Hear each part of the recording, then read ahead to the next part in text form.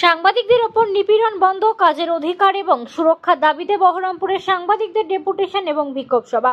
মুর্শিদাবাদ জেলার সাংবাদিকদের ওপর বারবার ঘটে চলা হামলা, কাজের পরিবেশে বাধা, বিভাজনের রাজনীতি, প্রশাসনের নিষ্ক্রিয়তা এবং তথ্য পাওয়ার ক্ষেত্রে বৈষম্যের বিরুদ্ধে আজ জেলা জুড়ে গর্জে উঠলেন জেলার বিভিন্ন প্রান্ত থেকে আসা সাংবাদিক কর্মীরা।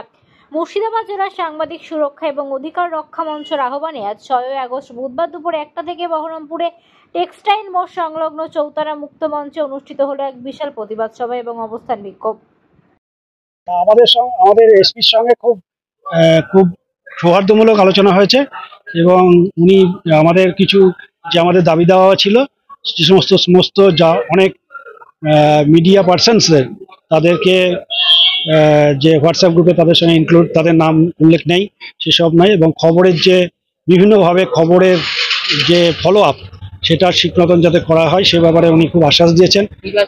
নির্বাচন সবচেয়ে বড় কথা, যে আজকে উনি একটা যেটা খুব ভালো আমাদের বলেছেন যে সামনেই নির্বাচন, এবং সেই নির্বাচনের সময় দেখি যে আমরা যারা মিডিয়াতে কাজ করি, গ্রাউন্ড জিরোতে যারা কাজ করি, তারা সব টার্গেট হয়ে যায়, বিশেষ করে রুলিং পার্টি বা বিভিন্নদের।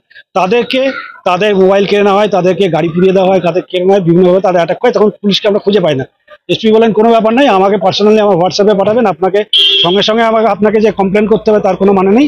আপনারা 3 থেকে 72 ঘন্টা সময় পাবেন, তার মধ্যে আপনারা অফিসিয়ালি করবেন, এবং না হলে আপনারা মেলে ওইটাই আমরা ধরে নেব যে আপনারা হোয়াটসঅ্যাপে সাইন করে পাঠিয়ে দেবেন, ওইটাই আমরা ধরে নেব যে is treated as an FIR.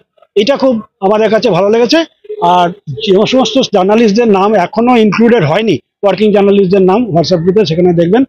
এবং খবরের ব্যাপারে এবং ধুলিয়ানের ব্যাপারে উনি একটা খুব যেটা বলেছেন যে মুর্শিদাবাদের করছে একটা খুব বাজে প্যাচ হচ্ছে, সবাই জানেন যে খুব ব্ল্যাক চ্যাপ্টার হয়েছে ধুলিয়ানে যে দাঙ্গা হয়েছে, সেই দাঙ্গাটা মুছে দিতে আমাদের সঙ্গে কোঅপারেট করতে বলেছেন। আমরাও মিডিয়ার সঙ্গে বলেছি যে না, কমিউনাল ভায়োলেন্সে আমরা জিরো টলারেন্স, পুলিশও করছেন, আমরাও করব।